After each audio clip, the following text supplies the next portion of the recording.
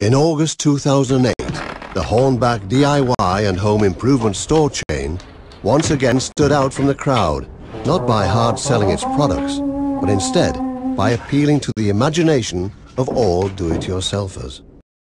In doing so, it created a poetic promise that only a company of that size and with that product variety could possibly make good on. The connected print and poster campaign started soon after. 3 weeks later, Hornbach made boundless imagination a reality with a promotional project right in the cultural center of Berlin. Visitors to the so-called House of Imagination were greeted by the classic Hornbach slogan, "There is always a job to be done." The project involved turning an apartment building that had been abandoned for many years into a stage for balancing the line between utopia and reality. 12 international sound researchers, kitsch enthusiasts, interior designers and artists staged their own ideas in the standard living rooms provided. There were apartments that could only be smelled, and some that could only be heard. There were apartments showing that something special could be created with simple building materials, and fantasy rooms that were amazing and bizarre in equal measure.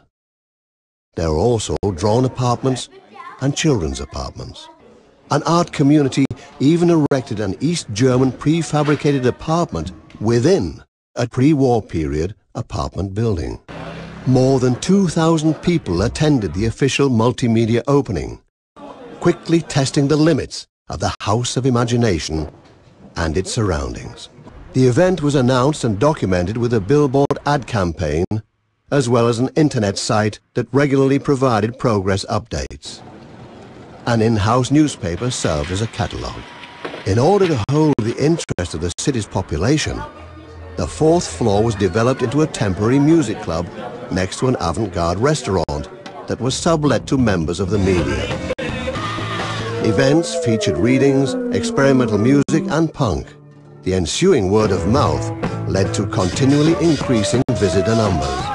Around 18,000 people took part in the campaign.